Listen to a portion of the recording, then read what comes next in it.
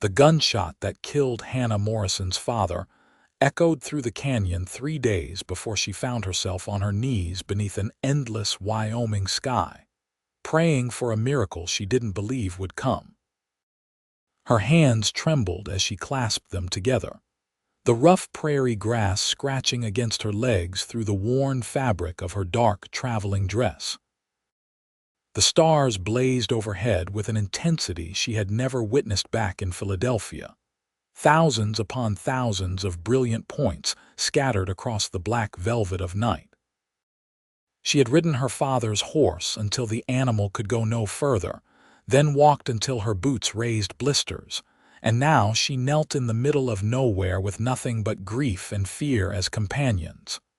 "Please," she whispered into the darkness, her voice cracking. "I don't know what to do. I don't know where to go. Papa always knew what to do, and now he's gone, and those men are still out there, and I'm so tired I can barely think straight. If there's anyone listening, if there's any help to be found in this God-forsaken wilderness, please send it to me now." The words felt hollow even as she spoke them. Hannah had never been particularly religious, despite her mother's best efforts before consumption had taken her 5 years ago. Her father had been a practical man, a surveyor who believed in maps and measurements rather than miracles. But he was dead now, shot down by claim jumpers who wanted the land deed he carried, and Hannah had nothing left but desperate hope.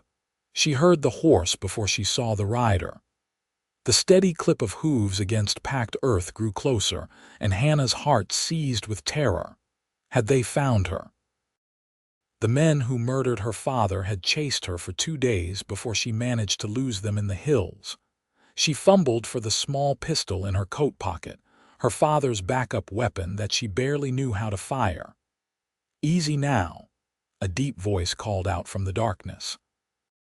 "I'm not here to hurt you, miss." The rider came into view, silhouetted against the starlight. He sat tall in the saddle, broad-shouldered and lean, with a hat pulled low over his face. As he drew closer, Hannah could make out more details in the ambient glow of the heavens above. He looked to be in his mid-20s, not much older than her own 22 years, with a weathered face that spoke of long days under the sun and sharp eyes that seemed to assess everything at once. He dismounted slowly, keeping his hands visible, and approached with the careful movements of someone who understood fear when he saw it. Hannah kept her hand in her pocket, wrapped around the pistol grip.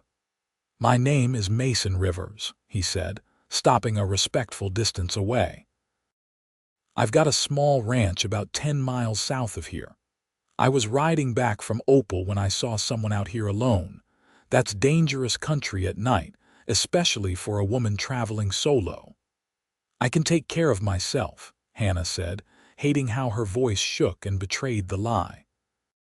Mason studied her for a long moment, then slowly lowered himself to one knee beside her, mirroring her posture. The gesture surprised her so much that her grip on the pistol loosened slightly. "I heard you praying," he said quietly. "Heard you say you needed help. I don't know what kind of trouble you're running from, but I want you to know something." He met her eyes directly, and in the starlight she could see they were a clear gray, honest and steady. "I'll be the answer you need. Whatever it is, whatever you're facing, you don't have to face it alone anymore." Hannah felt something crack inside her chest, all the fear and grief and exhaustion of the past 3 days threatening to pour out at once. "You don't even know me. You don't know what I've done or what's chasing me." "Don't matter," Mason said simply. "Out here we help each other or we don't survive. That's the way of it. So tell me what you need and I'll do my best to provide it." She should have been more cautious. She should have kept her secrets close and trusted no one. But something in his voice, in the quiet certainty of his words, made her want to believe that help had actually arrived. And she was so desperately tired of being afraid. "My father was killed 3 days ago," she said, the words spilling out before she could stop them. "We were traveling to Opal." He was a surveyor, hired to map some of the new territories being opened for homesteading. We stopped to make camp in a canyon, and 3 men rode up. They wanted the papers he carried, the land deeds and claims. He refused to hand them over. They shot him. Mason's jaw tightened, but he didn't interrupt. I managed to get to the horses while they were searching his things. I took everything I could carry and rode. They chased me, but I hid in some caves until they passed by. I've been trying to get to Opal ever since, but I don't know if they're still looking for me, and I don't know who I can trust once I get there, because what if they have friends in town? What if the sheriff is paid to look the other way? Those are valid concerns, Mason said. Opal's a small town, only been properly established for about 3 years now, here in 1883. Most folks are honest, but there's always a few bad apples, especially when it comes to land claims. There's money to be made in controlling who gets what parcels, and some men will kill for that kind of power. He was quiet for a moment, thinking.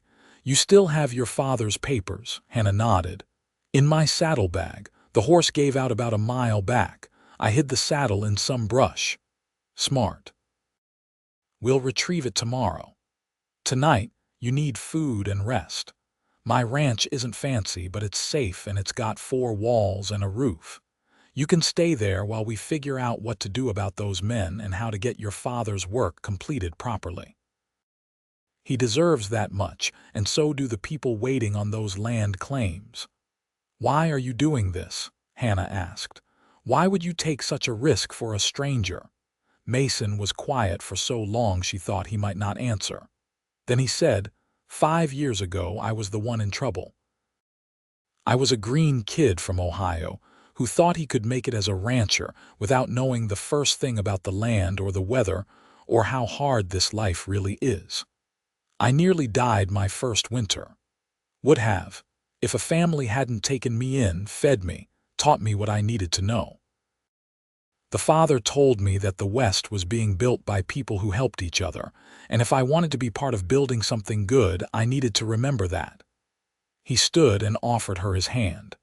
So I'm remembering. Come on, let's get you somewhere safe.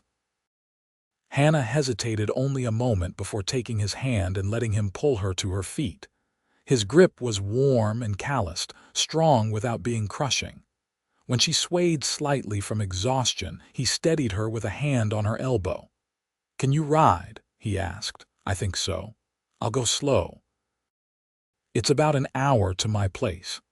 He helped her up onto his horse, a sturdy bay mare with kind eyes, then swung up behind her. Hannah stiffened at the closeness, but Mason kept a respectful distance as much as the saddle would allow. Her name's Juniper, he said as they started moving at an easy walk. Had her since she was a filly. She won't stumble or spook, so just relax if you can. The night air was cool against Hannah's face as they rode.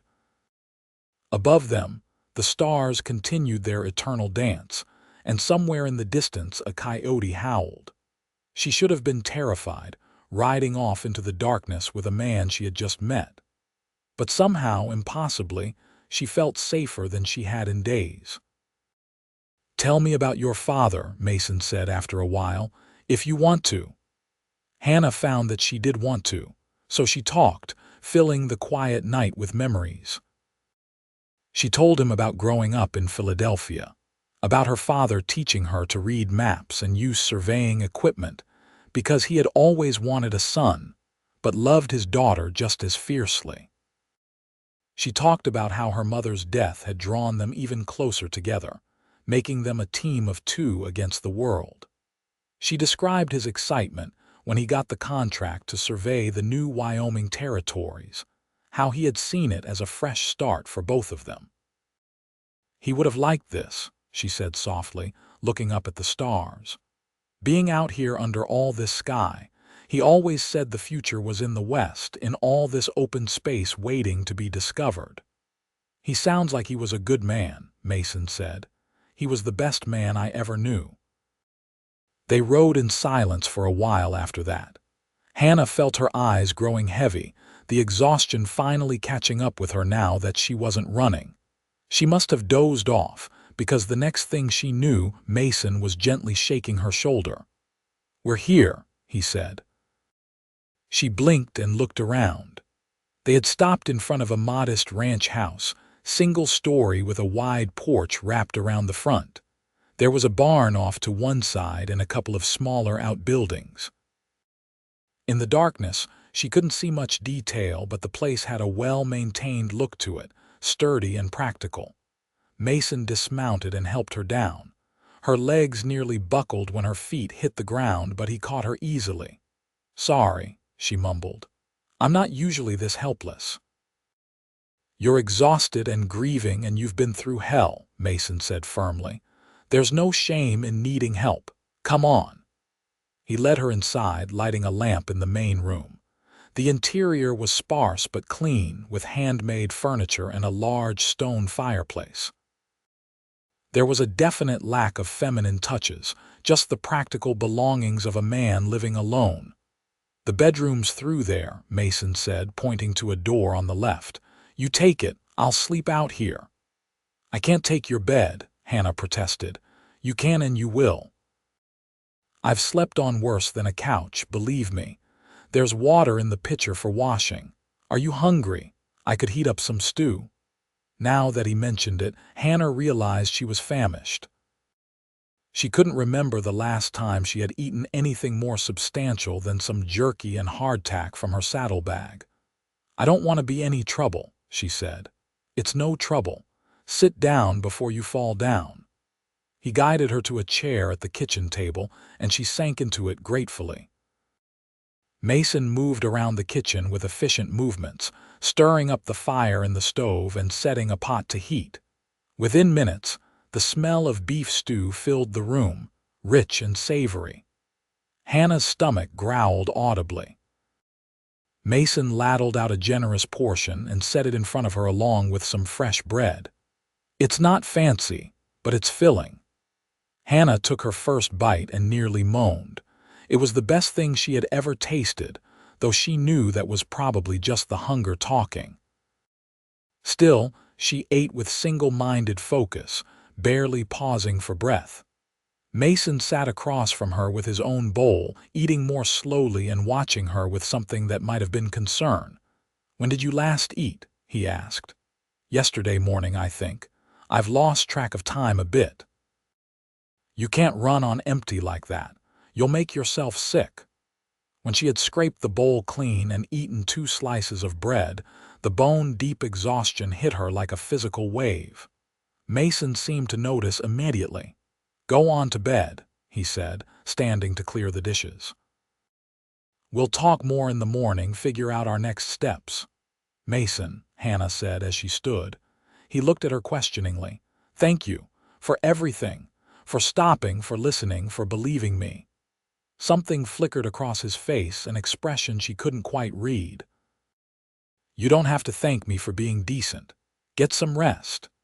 The bedroom was small and simple, with a large bed covered in a patchwork quilt and a dresser against one wall. Hannah barely managed to remove her boots and outer layer before collapsing onto the mattress. She had intended to stay alert, to think through everything that had happened and plan what she would do next. But sleep claimed her the moment her head hit the pillow, deep and dreamless. When she woke, sunlight was streaming through the window and the smell of coffee and bacon filled the air. For one blissful moment she forgot where she was and why. Then it all came rushing back, and grief struck her anew like a physical blow. Her father was dead. She was alone, except she wasn't alone, not right now. Mason had said he would help her, and something told her he was a man who kept his word. She found her way to the kitchen, feeling self-conscious about her wrinkled dress and the state of her hair. Mason was at the stove, cooking breakfast. He had cleaned up since last night, his face freshly shaved and his dark hair still damp. He looked up when she entered and gave her a small nod. "Morning. How did you sleep?" "Better than I have in days," Hannah admitted. "I didn't mean to sleep so late." It's barely past 7. That's not late by any standard. Sit down. Breakfast is almost ready. They ate together in companionable silence. The food was simple but good, and Hannah felt her strength returning with every bite. Mason seemed content to let her eat without forcing conversation, for which she was grateful. When they had finished, Mason poured them both more coffee and leaned back in his chair. "All right. Let's talk through this properly. You said the men who killed your father were after his papers. Do you know what specifically they wanted?" Hannah nodded.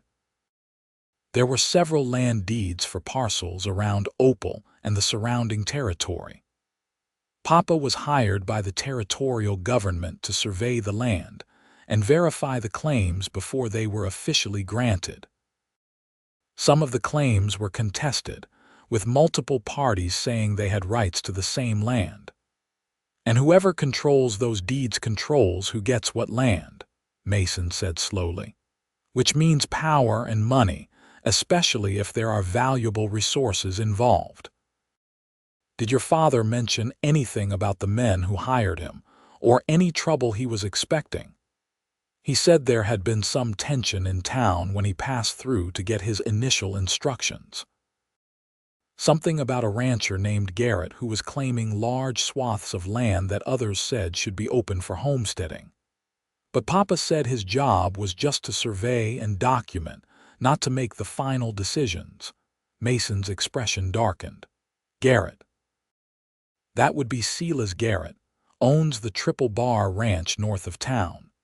He's been trying to expand his holdings for the past year, pushing out smaller ranchers and homesteaders. Some of them have fought back legally, filing competing claims, if your father's survey supported their claims over his. Then Silas Garrett would have reason to want those papers destroyed," Hannah finished. "Do you think he sent those men?" "I don't know, but it's possible." Mason drummed his fingers on the table, thinking, "Here's what we're going to do. First, we retrieve your father's saddle and all his papers. We need to see exactly what he documented. Then we get you safely into Opal and to the sheriff. I know Tom Brady, he's honest as they come. He'll want to investigate your father's death properly. And if Garrett has people watching for me, then we make sure you're not alone and unprotected. I'll ride with you. Between the two of us, we'll have a better chance of spotting trouble before it spots us." Hannah wrapped her hands around her coffee cup, drawing comfort from its warmth. "You're taking a big risk. If Garrett is behind this, helping me makes you a target too."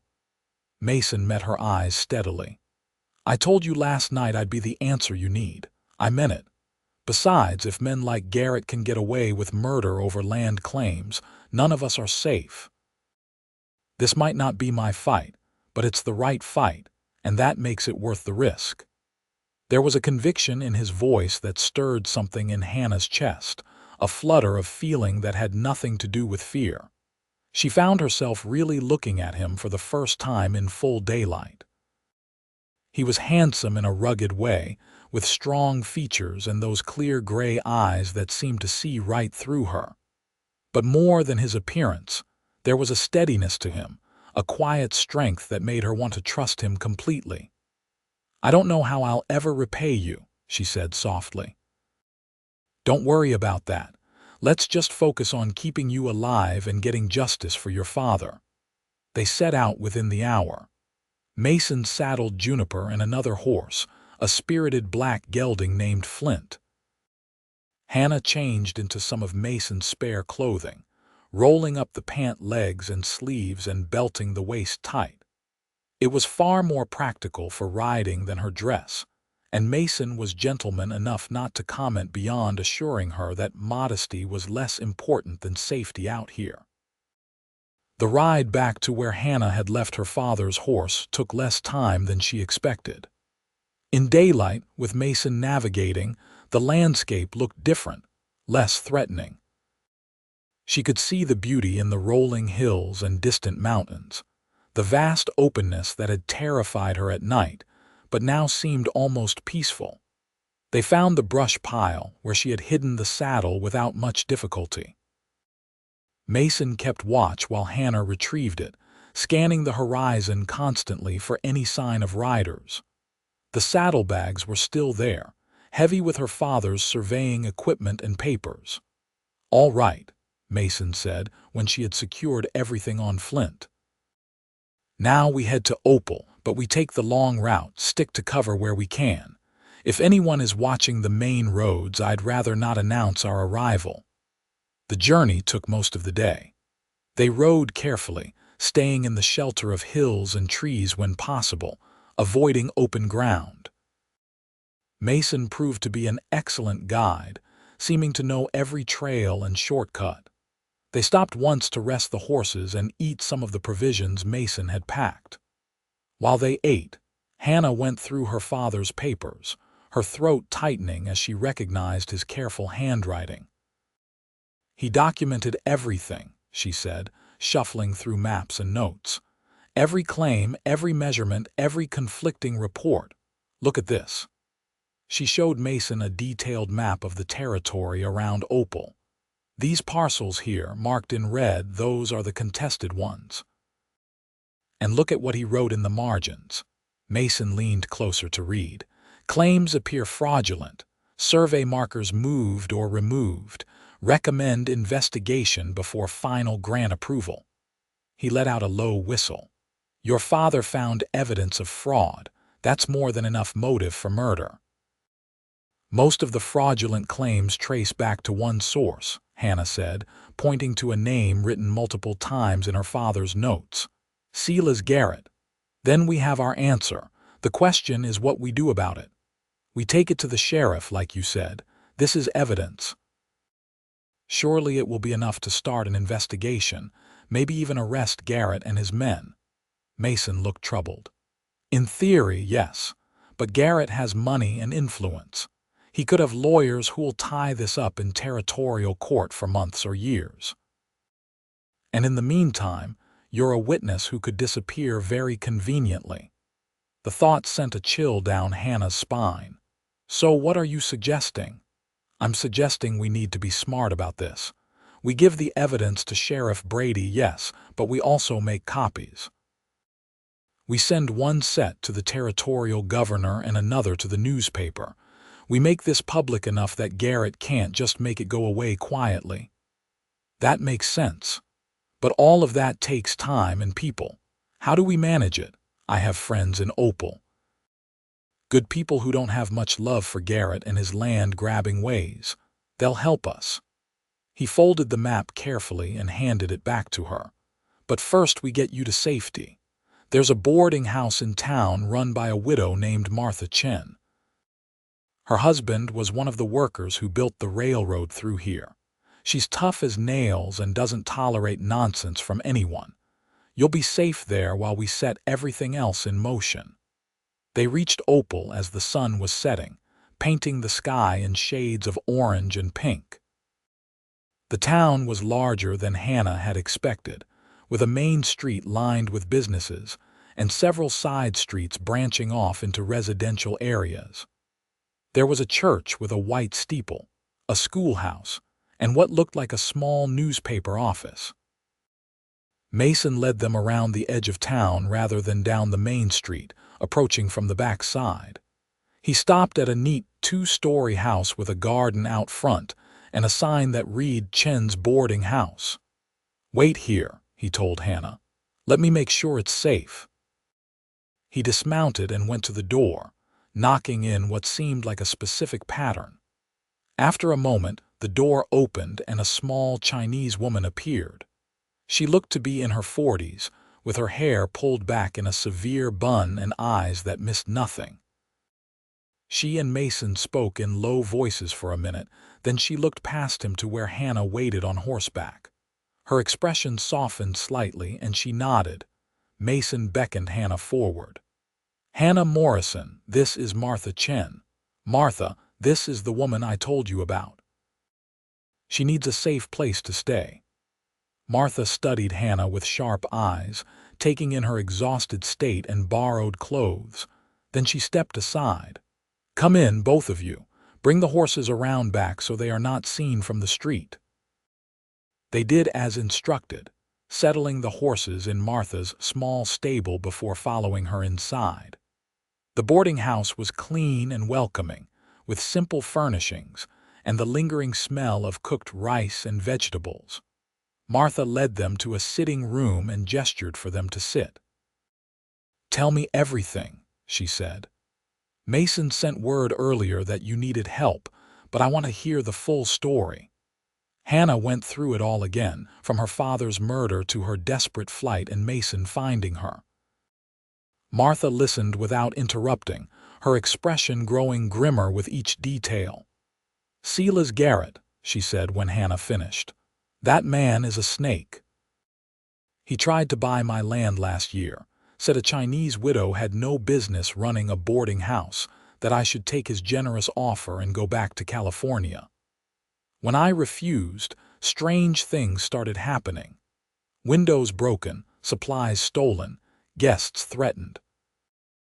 I reported it to the sheriff, but nothing was ever proven. Brady's honest, but he's only one man," Mason said. "Garrett has a dozen men working for him, and who knows how many others on his payroll in less official capacities. So we need to be cleverer than him," Martha said firmly. "The girl stays here. I have a room on the second floor with a view of the street. We will see if anyone is watching. Mason, you go to the sheriff tonight, tell him what happened. The sooner he knows, the sooner he can start asking questions." "I want to come with you," Hannah said to Mason. "Not tonight. Tonight you rest and stay out of sight. Tomorrow, when we know it's safe, we'll do this properly." Hannah wanted to argue, but the sense of it was undeniable. She was dead on her feet again, the exhaustion of the past days catching up with her despite the rest she had gotten the night before. And Martha was right about needing to know if anyone was watching for her. "All right," she agreed reluctantly, "but promise me you'll come back. Promise me you'll tell me what the sheriff says." Mason reached out and squeezed her hand briefly, a gesture of reassurance that sent an unexpected warmth through her. "I promise. I'll be back before midnight. Martha will take good care of you in the meantime." After Mason left, Martha showed Hannah to a small but comfortable room upstairs. There was a bed with a thick quilt, a washstand with a pitcher and basin, and a chair by the window. "You wash up," Martha said. "I will bring you food and some proper clothes. You cannot keep wearing men's breeches, no matter how practical they are." Hannah smiled despite herself. "Thank you, Mrs. Chen, for everything." "Just Martha, and you are welcome. Any friend of Mason's is someone I trust. He is a good man, that one. When my husband died and I had nothing, Mason was one of the people who helped me get this place started. He loaned me money when the bank would not. He never asked for repayment, but I paid him back anyway, every cent. That is the kind of man he is." When Martha left, Hannah went to the window and looked out at the darkening street.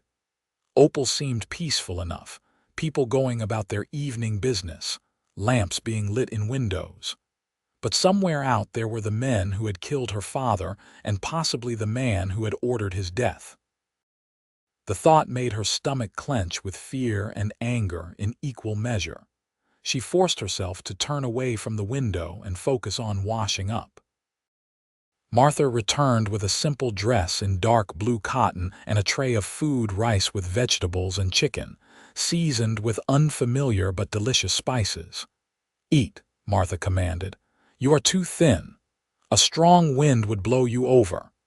Hannah ate obediently, surprised by how hungry she was again.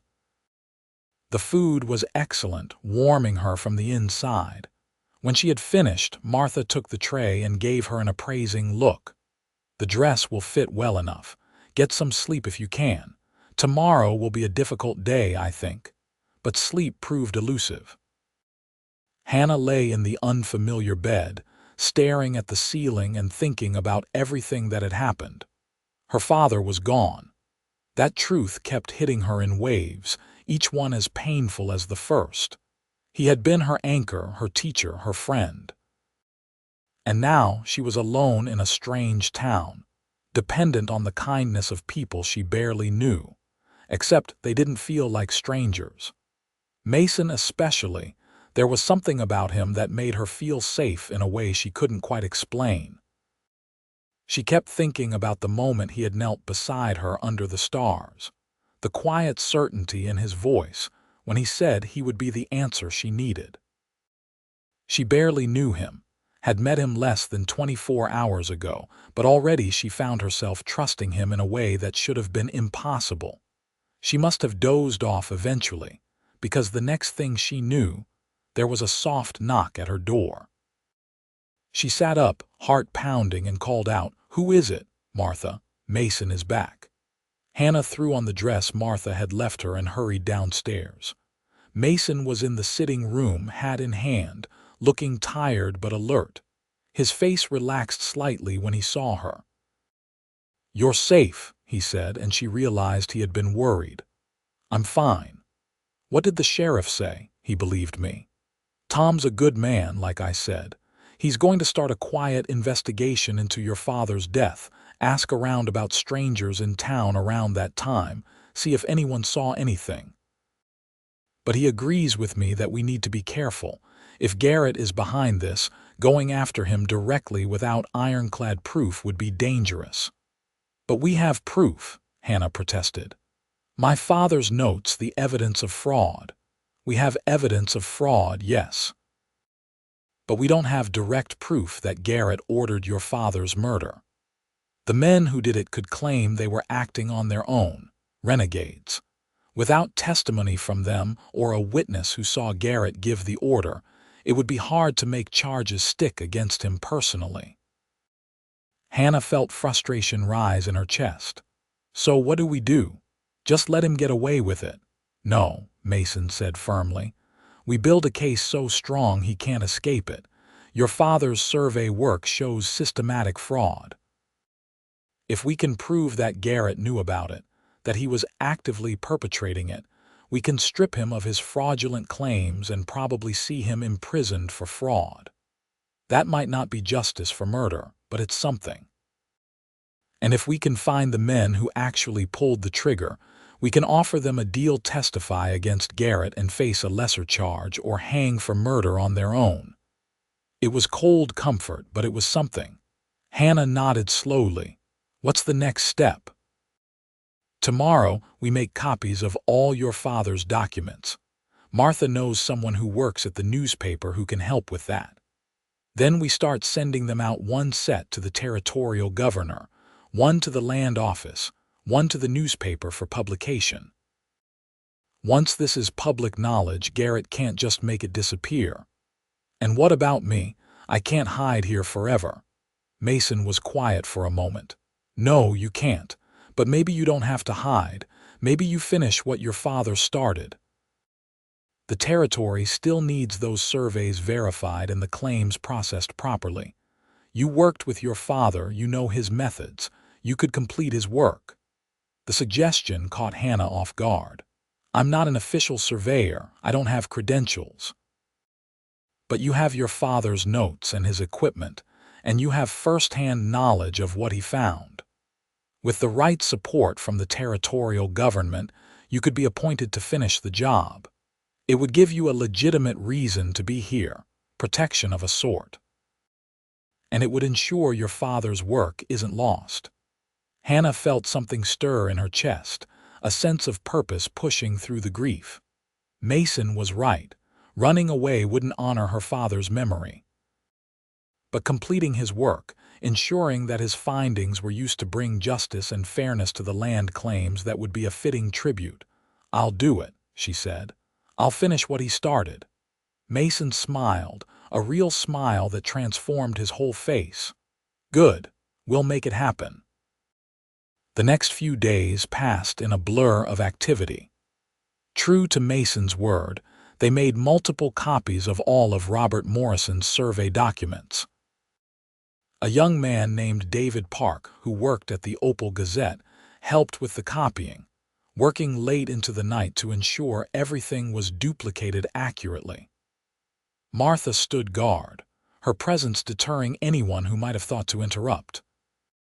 Mason rode out to the territorial capital with one set of documents, a 3-day journey each way. Before he left, he made Hannah promise to stay close to the boarding house and not go anywhere alone. "I don't want to leave you," he said as he prepared to depart. They were standing in Martha's stable, and in the dim light his eyes were shadowed. "But this is too important to trust to anyone else." "I understand," Hannah said, though the thought of him being gone for nearly a week made her anxious in ways she didn't want to examine too closely. "Be careful." "Always am." He hesitated, then reached out and tucked a strand of hair behind her ear, his fingers gentle. "You be careful too, don't take any chances." The touch lingered with her long after he rode away. Hannah found herself thinking about Mason at odd moments, remembering things he had said or the way he smiled when something amused him.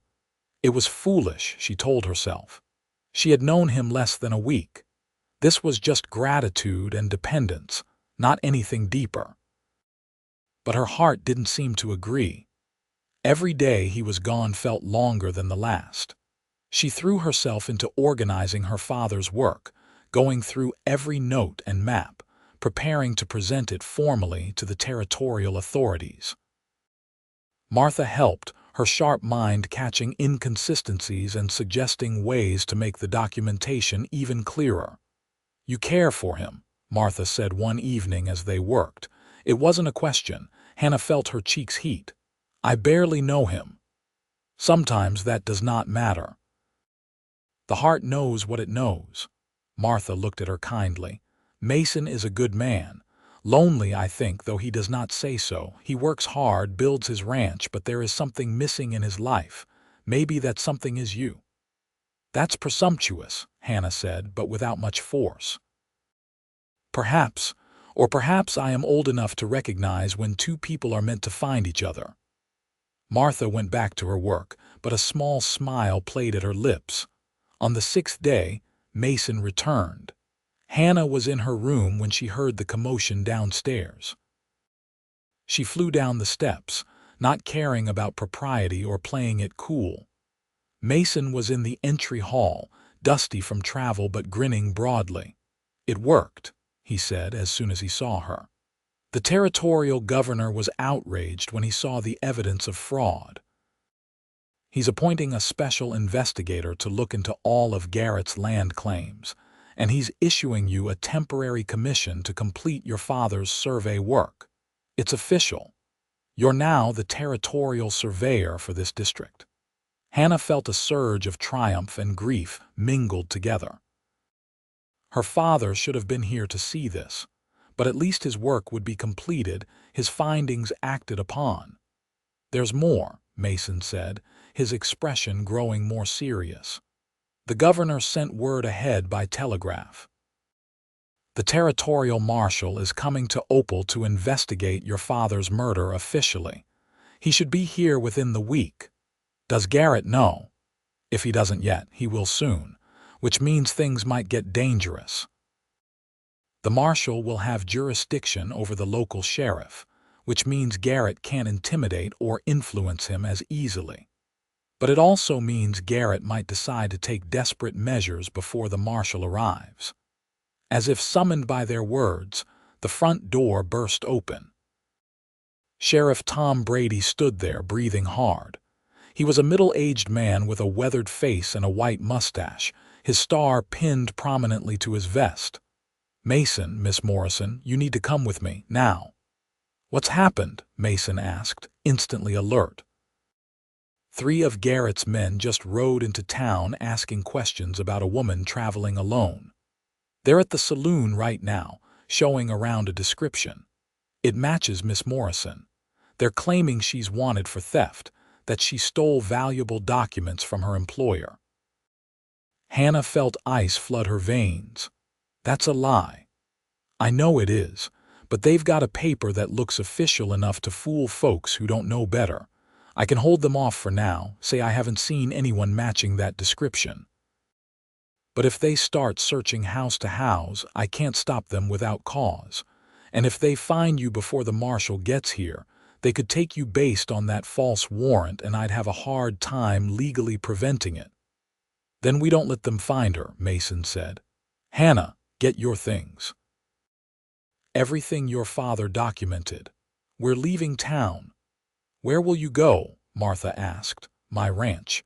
It's off the main roads, easy to defend if it comes to that. We can fort up there until the marshal arrives." "Mason, I cannot ask you to do that," Hannah protested. "If they come after me at your ranch, they'll come after you too." He looked at her with an intensity that made her breath catch. "Hannah, I told you I'd be the answer you need. That doesn't end just because things get difficult. Now come on, we're wasting time." The next hour was a controlled chaos of preparation. Martha helped Hannah pack her few belongings and her father's documents. Sheriff Brady stood watch, ready to intercept anyone who came near the boarding house. Mason loaded supplies onto the horses with efficient speed. "I don't like sending you out there alone," Brady said to Mason. "If Garrett's men track you, it could be bad." "I'm not alone," Mason said, checking the rifle in his saddle scabbard. "And I know that land better than any of Garrett's hired guns. We'll be fine." They left Opal by the same back route they had used to enter, moving quickly but carefully. Hannah kept looking over her shoulder, expecting to see riders pursuing them at any moment. But the prairie remained empty behind them, vast and open under the afternoon sun. It took 3 hours to reach Mason's ranch. By the time they arrived, Hannah's nerves were stretched thin from constant vigilance, but Mason seemed confident that they had not been followed. "We'll take turns keeping watch," he said as they unsaddled the horses. "I don't think they'll find us tonight, but better safe than sorry." That evening, as they ate a simple dinner, Hannah found herself studying Mason in the lamplight. He had risked everything for her, his safety, his home, possibly his life. And he had done it without hesitation, without asking for anything in return. "Why?" she asked suddenly. Mason looked up from his plate. "Why what? Why are you doing all this? And please don't say it's just because it's the right thing to do. You could have helped me get to the sheriff and left it at that. Instead, you've made this your fight. You've put yourself directly in danger. I need to understand why." Mason was quiet for a long moment, his expression thoughtful. Finally, he said, "You remember I told you about the family who helped me when I first came out here?" Hannah nodded. "What I didn't tell you was that they had a daughter, Emily. She was about my age and she was kind to me when I was at my lowest.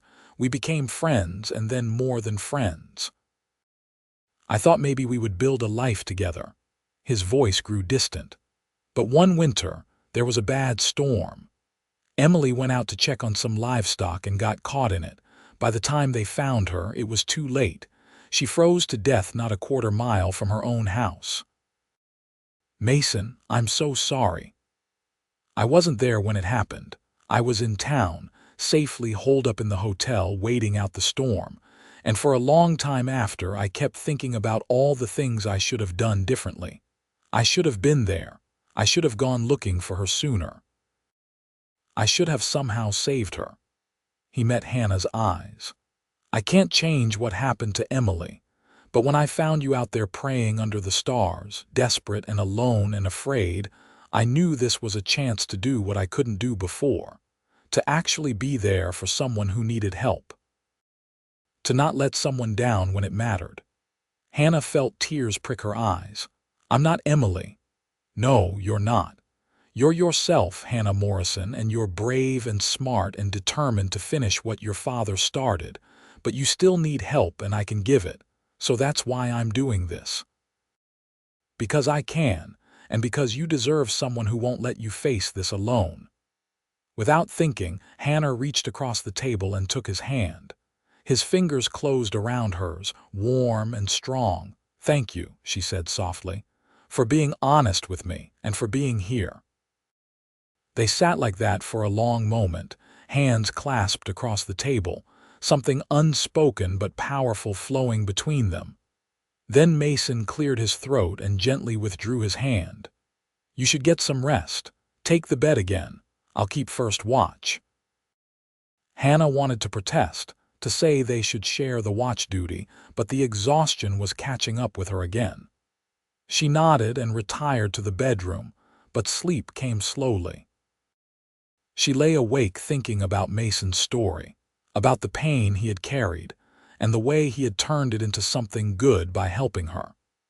And she thought about the feeling of his hand holding hers, the warmth and strength of it, and the way her heart had beat faster at his touch. She was falling for him. The realization should have frightened her or at least given her pause, but instead it felt right, like something inevitable and true. Mason Rivers had knelt beside her under the stars and promised to be the answer she needed, and he had kept that promise in every way. How could she not fall in love with someone like that? The next few days settled into a strange routine. They took turns keeping watch, practiced shooting in case it came to that, and worked together on organizing the survey documents. Mason proved to be surprisingly good at understanding the technical aspects of surveying, asking intelligent questions and offering useful suggestions. "You would have made a good surveyor yourself," Hannah told him one afternoon as they pored over maps. "I like understanding the land," Mason said. "That's why ranching suits me. Every piece of ground has its own character, its own strengths and weaknesses. You have to know it to work with it properly." They were sitting close together at the kitchen table, their shoulders nearly touching. Hannah was acutely aware of his presence, the way he moved, the timbre of his voice. Several times she caught him looking at her with an expression she couldn't quite decipher, something warm and intent. On the third night at the ranch, Hannah was taking the late watch. She sat on the porch, a rifle across her lap, watching the stars wheel slowly overhead. They were the same stars she had been praying under when Mason found her, though it felt like a lifetime ago rather than just over a week. The door opened behind her and Mason emerged. "Can't sleep," he said. "Mind if I join you? Please do." He settled into the chair beside hers and they sat in comfortable silence for a while. The night was cool but not cold, a gentle breeze carrying the scent of sage and earth. "You ever regret it?" Hannah asked suddenly. "Coming west, I mean. Starting over out here where everything is uncertain and dangerous." "No," Mason said without hesitation. "This place has given me more than I ever had back in Ohio. A sense of purpose, work that matters, friends I can count on, a life that's mine." He paused. "Though I'll admit it can be lonely. Building something is more satisfying when you have someone to share it with." Hannah's heart beat faster. "And you haven't found that someone?" "I thought I had once with Emily. After she died, I figured that was my chance and I missed it. I threw myself into the ranch, into making something successful. I told myself that was enough." He turned to look at her, his eyes shadowed in the starlight. "But then a stubborn, brave woman came into my life and reminded me that some things are worth taking a risk for." Hannah couldn't breathe. "Mason, I know this is fast," he said. "I know we barely know each other and you're dealing with grief and danger and 100 other things, but I need to be honest with you, Hannah. This hasn't just been about helping a stranger in need. Somewhere along the way it became about you specifically. About wanting to know you better, wanting to hear you laugh, wanting to see what you'll do next. I care about you, more than I probably should given the circumstances." "You should," Hannah said, finding her voice. "Because I care about you too. I've been trying not to, trying to tell myself it's just gratitude or circumstance. But it's not. It's you, Mason. The way you keep your word, the way you see the good in people, the way you make me feel safe and strong at the same time. I'm falling for you and it terrifies me, but I can't help it." Mason reached out and cupped her face gently, his thumb brushing her cheekbone. "Then maybe we both stop fighting it and see where this goes." He kissed her then, soft and careful, a question as much as a statement. Hannah answered by leaning into him, her hand coming up to rest against his chest where she could feel his heart beating as fast as her own. The kiss deepened, tender and searching, full of possibility and promise. When they finally pulled apart, both slightly breathless, Mason rested his forehead against hers. "Whatever happens next, whatever we have to face, we face it together. All right, Hannah whispered. Together." They stayed on the porch until dawn, sometimes talking, sometimes sitting in comfortable silence, occasionally stealing more kisses. By the time the sun rose, painting the sky in shades of gold and pink, Hannah felt like something fundamental had shifted. She was still grieving her father, still afraid of what Garrett might do, still uncertain about the future. But she wasn't alone. She had Mason, and that made everything else feel bearable. The marshal arrived 2 days later. They got word from Sheriff Brady via a young ranch hand Mason had hired to carry messages back and forth. Marshal Cole Winters had reached Opal, had reviewed the evidence, and wanted to meet with Hannah to take her statement about her father's murder. "It's time," Mason said. "Are you ready?" Hannah thought about it, then nodded. "Yes, let's finish this." They rode into Opal together, arriving in the early afternoon. The marshal was set up in the sheriff's office, a tall man with iron-gray hair and hard eyes that missed nothing. He listened intently as Hannah recounted everything that had happened, occasionally stopping her to ask clarifying questions. When she finished, he sat back and steepled his fingers. "Miss Morrison, I want you to know that I take your father's death very seriously. The evidence of fraud in the land claims is damning, and the territorial governor has given me full authority to investigate and make arrests as warranted." "What about Silas Garrett?" Hannah asked. "I've already sent deputies to bring him in for questioning. As for the men who actually killed your father, I have descriptions and I've put out notices to all the surrounding territories. We'll find them." "And in the meantime," Mason asked, "in the meantime, Miss Morrison should stay somewhere safe." "I understand she's been staying at your ranch, Mr. Rivers." "She has, and she's welcome to stay as long as needed." "Good. I'll need her available to testify when we bring charges, but for now, keep your heads down and let me do my job." They left the sheriff's office feeling cautiously optimistic. As they walked toward their horses, however, a voice called out behind them, "Hannah Morrison." They turned to see Silas Garrett standing in the street. He was a large man, tall and broad-shouldered, with a face that might have been handsome if not for the cruel set of his mouth. 2 men flanked him, both wearing guns. "Mr. Garrett," Hannah said, keeping her voice steady, "I understand the marshal wants to speak with you." "Oh, I'll speak with him. But first I wanted to meet you face to face. You've caused me a lot of trouble, young lady. Your father was a fool who didn't understand how things work out here, and it seems you've inherited his stubbornness." "My father was an honest man doing an honest job," Hannah said, anger flaring, "and you had him killed for it." Garrett's eyes narrowed. "That's a serious accusation, one you can't prove." "The marshal seems to think otherwise. Marshals come and go.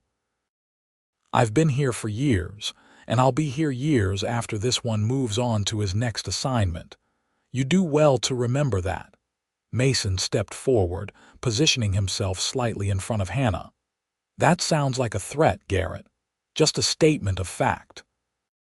Things have a way of working out for people who understand the natural order, and people who fight against it tend to have unfortunate accidents." He smiled, but there was no warmth in it. "You should think about that, Rivers. You've built a nice little ranch. Be a shame if something happened to it." "Are you threatening me on the main street of town in front of witnesses?" Mason asked. "That seems remarkably stupid, even for you." Garrett's face flushed with anger. "You'll regret crossing me, I doubt it, Now, if you'll excuse us, we have business to attend to." Mason took Hannah's arm and guided her away. She could feel Garrett's eyes boring into her back, but she kept her head high and didn't look back. "That was dangerous," she said quietly once they were out of earshot. "He's all bluster. The marshal's here now, and Garrett knows his time is running out. Men like him always lash out when they're cornered, but it doesn't mean they're actually going to do anything." Mason's confidence was reassuring, but Hannah couldn't shake the feeling of unease. Garrett had looked at her with such hatred, such promise of violence. She would be glad when he was behind bars where he belonged. They returned to the ranch as the sun was setting. Mason insisted on checking all the outbuildings and the perimeter before they settled in for the night. "Just being cautious," he said when Hannah questioned the extra security, but his caution proved warranted. Just after midnight, Hannah woke to the smell of smoke. She bolted upright, heart pounding, and ran to the window. Orange flames were licking up the side of the barn, growing larger by the second. She screamed Mason's name and grabbed her clothes, pulling them on with shaking hands. Mason burst into the room, already dressed. "Fire! We need to get the horses out." They ran outside together. The heat from the burning barn was intense, the flames roaring and crackling. Mason grabbed a bucket and started running toward the well, but Hannah grabbed his arm. "The horses first. We can't let them burn." They ran to the barn doors. The fire had started on the far side, but it was spreading fast. Inside, Juniper and Flint were screaming in terror, rearing and kicking at their stalls. "You get Juniper, I'll get Flint," Mason shouted over the noise of the fire. Hannah ran to Juniper's stall, fumbling with the latch. The mare was wild-eyed with fear, but she knew Hannah and allowed herself to be let out. As soon as they were clear of the barn, Hannah let her go, and Juniper ran for the open prairie. Mason emerged moments later with Flint, the gelding's coat slick with sweat. He too was released and bolted away from the flames. They stood there watching helplessly as the barn burned. There was no way to save it, not with just the two of them and the fire already so far advanced. The best they could do was make sure it didn't spread to the house or the other outbuildings. "This was Garrett," Hannah said, her voice shaking with fury. "He did this, probably, but we can't prove it." Mason's jaw was tight, his eyes reflecting the flames. "He's trying to scare us to make us back down. Is it working?" Mason looked at her, and despite the situation, despite the barn burning behind them, he smiled. "Not even a little bit. No. If anything, I'm more determined than ever to see him pay for what he's done." They spent the rest of the night keeping watch on the fire, making sure it didn't spread. By dawn, the barn was nothing but smoking ruins and ash. But the house and other buildings were intact, and the horses had returned when they calmed down, staying near the corral. Marshal Winters arrived mid-morning with Sheriff Brady. They surveyed the damage with grim faces. "Anyone see who did it?" Winters asked. "No," Mason said, "but we have a pretty good idea who was behind it." "So do I. Unfortunately, Garrett has an alibi. Says he was in the saloon playing cards all night with half a dozen witnesses to confirm it." "Then he hired someone to do it," Hannah said. "That would be my guess too. But again, proving it is another matter." Winters sighed. "I've got Garrett in custody on the fraud charges. The evidence from your father's survey is solid enough that I'm confident we can make those stick. But without catching the men he hired to kill your father and getting them to testify against him, the murder charge is going to be harder." "So he might get away with it," Hannah said bitterly. "I didn't say that. I said it would be harder. I'm not giving up, Miss Morrison, and neither should you." Over the next week, things moved quickly. Garrett was officially charged with multiple counts of fraud related to the land claims. The territorial newspaper ran a front-page story about the scandal. complete with excerpts from Robert Morrison's survey notes. Public opinion turned sharply against Garrett, with people he had pushed off their land coming forward to share their own stories. Hannah was officially confirmed as the territorial surveyor for the district, charged with completing her father's work. She threw herself into the task, spending long days verifying claims and documenting findings. Mason worked alongside her when he could, helping her navigate the terrain and protect her from any remaining threats. They fell into an easy partnership, working during the day and returning to Mason's ranch at night. With the barn destroyed, Mason was rebuilding, and Hannah found herself helping with that too. There was something satisfying about the physical labor, about creating something new from the ashes of destruction. Their relationship deepened naturally, without rush or pressure. They talked for hours about everything and nothing, sharing stories of their pasts and dreams for their futures. They stole kisses when the work was done. And slowly, carefully, Hannah began to feel like she was building a new life rather than just surviving the wreckage of the old one. 6 weeks after Garrett's arrest, Marshal Winters got the break he had been waiting for. One of the men who had killed Robert Morrison was caught trying to cross into Colorado. Faced with the noose, he agreed to testify that Garrett had hired him and 2 others to take care of the surveyor problem. With that testimony, Winters was able to bring formal murder charges against Garrett. The trial was set for the territorial court in Cheyenne, and Hannah was called to testify. Mason insisted on accompanying her. "I'm not letting you face that alone," he said, and she was grateful. The thought of having to sit in a courtroom with the man who had ordered her father's death made her sick, but knowing Mason would be there gave her strength. The trial lasted 3 days. Hannah gave her testimony clearly and calmly, describing everything she had witnessed and all her father's findings. The defense attorney tried to shake her, to suggest she was confused or mistaken, but she held firm. She had the truth on her side, and nothing could make her waver from it. In the end, the jury deliberated for less than 2 hours. Silas Garrett was found guilty on all charges: fraud, conspiracy to commit murder, and murder itself. The judge sentenced him to death by hanging. Hannah felt no joy at the verdict, only a deep sense of relief. Justice had been served. Her father could rest in peace. That night, back in the hotel in Cheyenne, Mason knocked on her door. When she opened it, he was holding a small velvet box. "I know this probably isn't the most romantic timing," he said, "and I know we've only known each other a few months.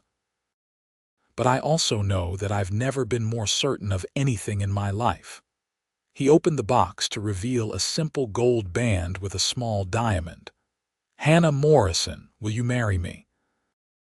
Will you build a life with me, finish your father's work with me by your side, help me rebuild that barn and everything else we might face? Will you take a chance on a cowboy who found you praying under the stars and decided right then and there that he never wanted to let you go?" Hannah felt tears streaming down her face, but they were happy tears, the first truly happy tears she had shed since her father's death. Yes, yes to all of it. Yes to building a life with you, yes to facing whatever comes next together, yes to everything. He slipped the ring onto her finger, then pulled her into his arms and kissed her thoroughly. When they finally broke apart, both smiling through their tears, Mason rested his forehead against hers just like he had that night on the porch. "Together," he said. "Together," she agreed. They were married a week later in the little church in Opal. Martha Chen stood up as Hannah's matron of honor, and Sheriff Brady stood up for Mason. It was a small ceremony, just a handful of friends and townspeople who had supported them through everything, but it was perfect. Hannah wore a simple white dress that Martha had helped her sew, and Mason wore his best suit. When the preacher asked if they would love and cherish each other for all their days, They both answered with absolute certainty. They honeymooned at the ranch, spending a week just being together without the weight of danger or grief pressing down on them. They worked on rebuilding the barn, cooked meals together, rode out to survey the land Hannah would be documenting. They talked and laughed and made love, and slowly Hannah felt the raw edges of her grief beginning to heal. She would always miss her father. That pain would never fully go away. But she was building something new now, something good and strong and full of hope. She was honoring his memory by completing his work, by fighting for justice and fairness in the land claims, by making a life in the West he had loved so much. 3 months after the wedding, Hannah completed the last of the surveys her father had started. She submitted her final report to the territorial governor with a sense of profound accomplishment. The fraudulent claims had been stripped, and the land was being redistributed fairly to legitimate homesteaders. The system wasn't perfect, but it was better, and that was because of her father's work and her determination to see it through. With that chapter closed, Hannah turned her attention to new projects. There was still so much surveying work to be done in the growing territories, and she had proven herself capable. The territorial government offered her a continuing position, and she accepted. Mason supported her completely, proud of her achievements and happy to help however he could. They worked out a system where she would take shorter surveying trips, sometimes just a few days, and he would often accompany her when ranch work allowed. Other times she went with an assistant the territory provided, a young man named Samuel who was learning the trade and appreciated her patient teaching. Life settled into a comfortable rhythm. The ranch prospered under Mason's careful management. Hannah's work as a surveyor earned her respect throughout the territory and a steady income. They made friends in Opal and the surrounding area, becoming part of the community that was slowly but surely civilizing the wild Wyoming landscape. 2 years after their marriage, Hannah discovered she was pregnant. The news filled them both with joy and a little bit of terror. They were going to be parents, responsible for a whole new life. "You think we're ready for this?" Hannah asked one evening, her hand resting on her still flat stomach. "No," Mason said honestly, "but I don't think anyone ever really is. We'll figure it out together, same as we've figured out everything else." Their son was born on a crisp autumn morning in 1885. They named him Robert, after Hannah's father.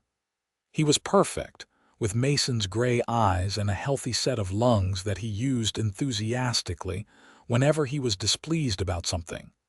Parenthood was harder than either of them had anticipated, but also more rewarding. Hannah took a break from surveying work for the first year, focusing on little Robert and helping Mason with the ranch. She found she didn't mind the pause. There would be time for her career later, and these early months with their son were precious. When Robert was a year old, Hannah started taking on smaller surveying projects again, ones close to home that she could complete in a day or two. Mason or Martha would watch Robert when she worked, and the arrangement worked well for everyone. 3 years after Robert's birth, their daughter arrived. They named her Emily, honoring the woman from Mason's past who had shown him kindness when he needed it most. She had her mother's dark hair and determined spirit, and from the moment she could crawl, she was into everything. "We're outnumbered," Mason said one evening, watching Robert and Emily play while he and Hannah prepared dinner together. "Yes, but we're winning," Hannah replied with a smile. Life was busy and chaotic and sometimes overwhelming, but it was good. They had built something real and lasting, a family and a life that honored the past while embracing the future. Opal grew around them, transforming from a rough frontier town into a proper community with schools and churches and businesses. Wyoming itself was changing, becoming more settled and civilized.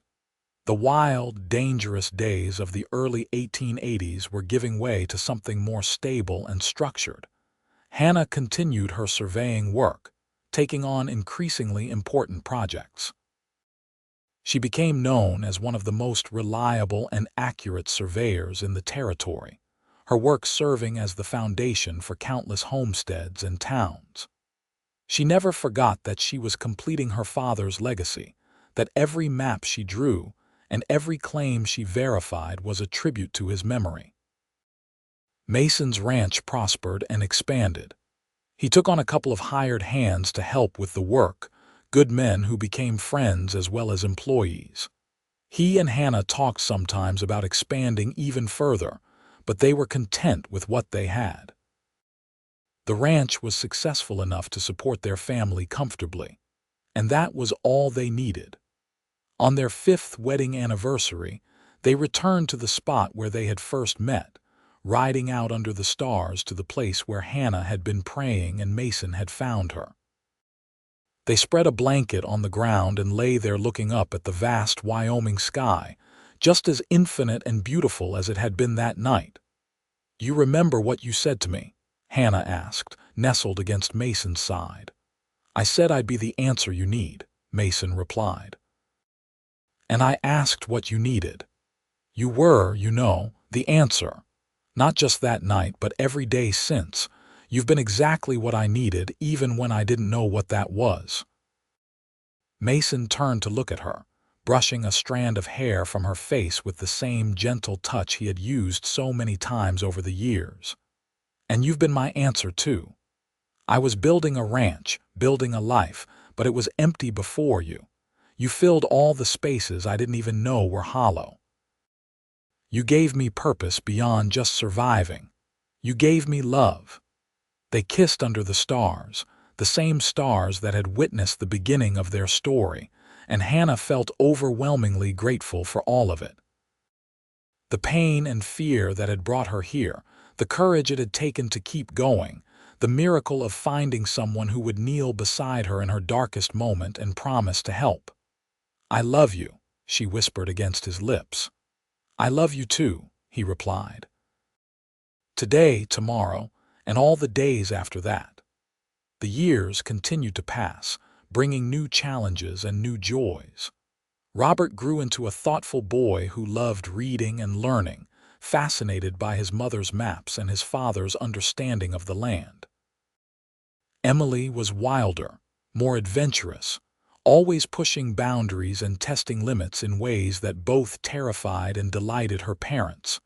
When Robert was 10, they had one more child, a daughter they named Grace.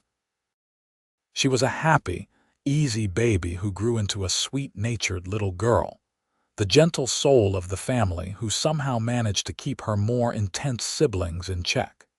Hannah's career reached new heights when she was appointed as the chief territorial surveyor for Wyoming in 1892. It was a position of significant responsibility and respect, and she was the first woman to hold it. The appointment made news throughout the territory and beyond, with newspapers praising her skill and determination. "Your father would be so proud," Mason told her the day the appointment was announced. "I wish he could see everything you've accomplished." "I think he can," Hannah said, looking out the window at the wide Wyoming sky. "I think he knows." Mason's ranch became one of the most successful in the region, known for quality livestock and fair dealing. He served on the town council for several years, helping guide Opal's growth and development. But his greatest pride was always his family, the life he and Hannah had built together. When Wyoming achieved statehood in 1890, they attended the celebration in Cheyenne with their children. Standing there watching the ceremonies, Hannah thought about how far they had all come. The territory that had seemed so wild and dangerous when she first arrived was now a state, a real part of the nation, with laws and order and opportunity. "What are you thinking about?" Mason asked, noticing her reflective expression. "About beginnings," Hannah said. "About how the worst moment of my life led to the best. About how I came here grieving and afraid, and now I'm standing here with you and our children, watching history being made. About how everything turned out so much better than I could have imagined that night when I was praying under the stars.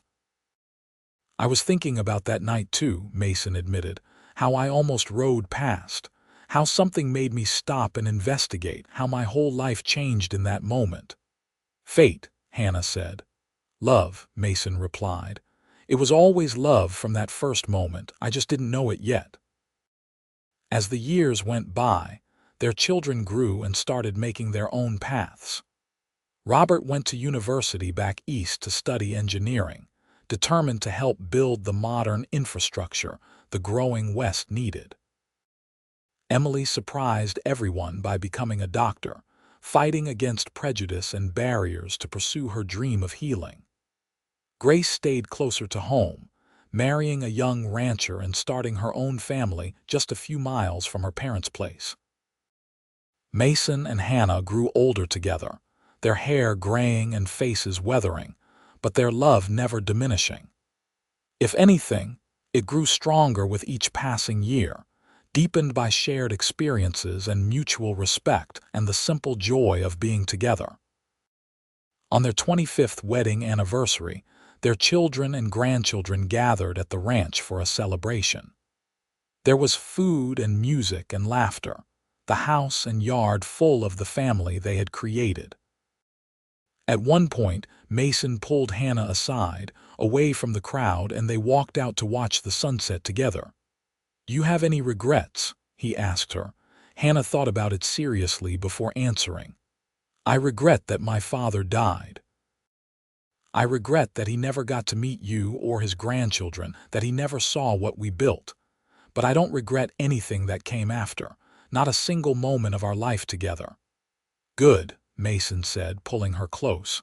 "Because I don't either. You're still the answer I need, Hannah. Every single day." "And you're mine," she replied. They stood there watching the sun paint the sky in shades of gold and crimson, the same sky that had stretched above them that fateful night so many years ago. The land around them was peaceful, settled, home in the truest sense. The wild west of their youth had been tamed, transformed into something more civilized but no less beautiful. Behind them, they could hear their family laughing and talking, the sound of life continuing, generations flowing one into the next. They had built something that would last, something good and true. From tragedy and fear had come love and hope and a future bright with promise. Hannah leaned her head against Mason's shoulder, feeling completely content. She had been lost once, desperate and alone, praying for a miracle. And a cowboy had found her, had knelt beside her under the stars, and had promised to be the answer she needed. He had kept that promise every day since. And she had kept her promise too, to build a life with him, to love him through all the challenges and joys, to be his partner in every way that mattered. As the sun dipped below the horizon and the first stars began to appear, Hannah looked up at the familiar constellations and whispered a prayer of thanks. Not for rescue or help this time, but for gratitude. For the love she had found, for the life she had built, for every precious moment of the journey from that desperate night to this perfect evening. "What are you thinking about now?" Mason asked softly.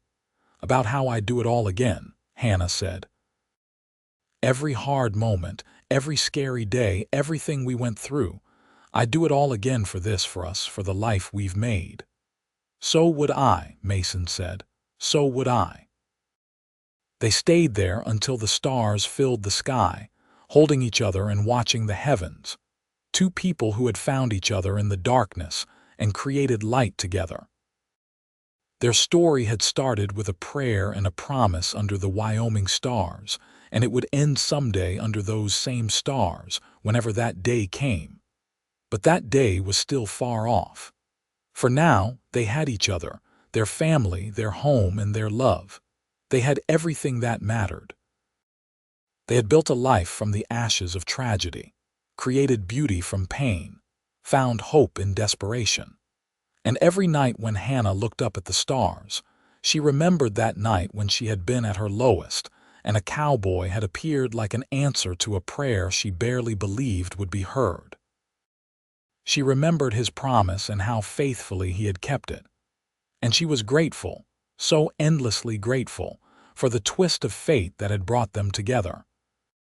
Their love story had been forged in the wild heart of the American West, tempered by danger and loss, and strengthened by unwavering commitment and faith in each other. It was a love that had weathered every storm and would last beyond their lifetimes, living on in the children and grandchildren who carried their legacy forward. As they finally turned back toward the house and the celebration waiting for them, Mason took Hannah's hand just as he had done so many times before.